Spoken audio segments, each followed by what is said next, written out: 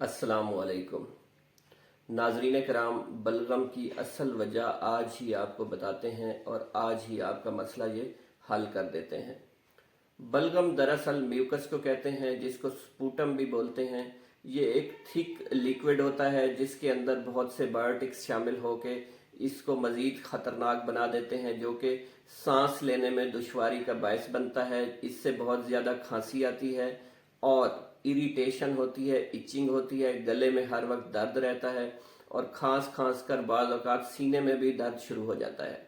तो बलगम की वजूहात क्या हो सकती हैं? बलगम की वजूहात में कुछ खुराक आपको बता देते हैं, कुछ लाइफ स्टाइल आपका चेंज करा देते हैं, जिससे ये मसला आपका हल हो जाएगा। सबसे पहले नाजरीन कराम, बलगम जो है अगर गर्मियों में है तो आप शुगर का मिकदार कम से कम कर लें। जब आप चीनी को कम से कम इस्तेमाल करेंगे तो आपकी बलगम का मर्ज आहिस्ता आहिस्ता ठीक हो जाएगा।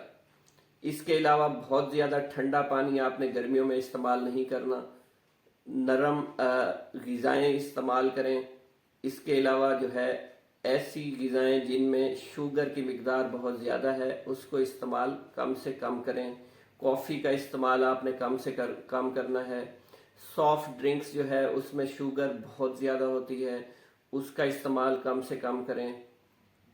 इसके अलावा आप चाय को कम कर दें।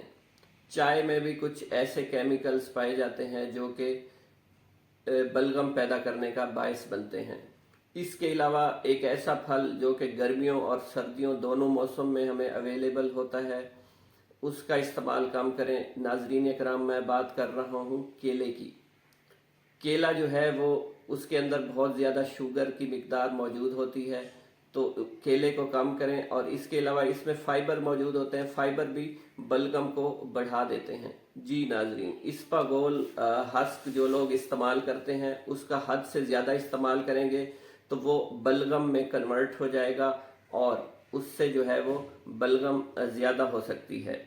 इसके अलावा ऐसे लोग जो दही का इस्तेमाल करते हैं, दही प्योर फॉर्म में इस्तेमाल करने से ये भी आप इसमें बलाई की जो तह है वो आपकी बलगम को बढ़ा सकती है। उसके फैट्स की मिकदार भी थोड़ी बहुत ज़्यादा होती है, तो आप उसके फैट्स निकाल दें तो बलगम आपकी कम से कम हो सकती है। इसके अलावा नाजरीन कराम, कुछ लोगों को दही से या कुछ डेयरी प्रोडक्ट से वैसे ही एलर्जी होती है, तो उनको चाहिए कि इनका इस्तेमाल लिमिटेड कर दें। दही के साथ साथ बेकरी वाला ब्रेड जो है उससे भी बलगम हो सकती है। खासकर सर्दियों में उसको इस्तेमाल मत करें। अगर उसको इस्तेमाल करना है तो उसको अच्छी तरह से गर्म कर लें या ताज़ी रोटी बनाकर आप इस्तेमाल करें। ब्रेड को कम से कम इस्तेमाल करें। सॉफ्ट ड्रिंक्स के अलावा आजकल की नौजवान नस्ल जो है वो स्पाइसी फूड्स को बहुत ज़्यादा पसंद करती है। ये स्पाइसी फूड्स और जंक फूड्स जो हैं इससे भी बलगम बनती है और बहुत ज़्यादा इरिटेशन का बायस बनती है। अगर आप भी स्पाइसी फूड्स को इस्तेमाल करते हैं, जंक फूड के शौकीन हैं, तो अपनी सेहत को मद्देनज़र रखते हुए इसकी जो है एक्सपोजर कम से कम कर दें। इसके अलावा ऐसे फूड जिनमें ऑयल्स बहुत ज़्यादा है, ऑयली फूड खाने से एहतराज़ करें। अगर आप ऑयली फूड लेना ही चाहते हैं तो कोशिश करें कि सरसों के तेल में पका हुआ खाना खाएं या फिर जैतून के तेल में पका हुआ खाना खाएं। ये ऑर्गेनिक ऑयल जो मार्केट में अवेलेबल होते हैं ये नुकसानदेह होते हैं, इससे कोशिश करें कि आप अवॉइड करें। अगर आप किसी फंक्शन में मौजूद हैं और आपके सामने चावल राइस भी मौजूद है और एक तरफ ऑप्शन में रोटी भी मौजूद है, तो आप इन दोनों में से एक का इंतखाब करें। दोनों को इस्तेमाल करेंगे तो इससे भी आपकी बलगम और रेशा और खांसी का मर्ज जो है वो शिद्दत इख्तियार कर सकता है।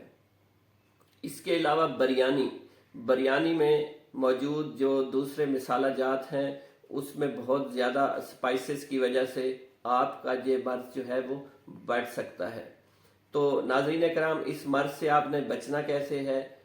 कोशिश करें कि कैफ़ीन का इस्तेमाल लिमिटेड कर दें, चाय का इस्तेमाल लिमिटेड कर दें, शुगर कम से कम इस्तेमाल करें। अगर पानी पीना है तो ठंडा पानी इस्तेमाल मत करें, गर्म पानी इस्तेमाल करें। गर्म पानी से जो है आपका मसला हल हो जाएगा। इसके अलावा कोशिश करें कि अपनी चाय में सिनामोमम या दार चीनी का इस्तेमाल करें। आधा चम्मच दार चीनी का इस्तेमाल करने से और उसमें हल्का सा शहद डाल देने से आपका बलगम आहिस्ता आहिस्ता रिलीफ हो जाएगा। चैनल पे आने का शुक्रिया नाजरीन।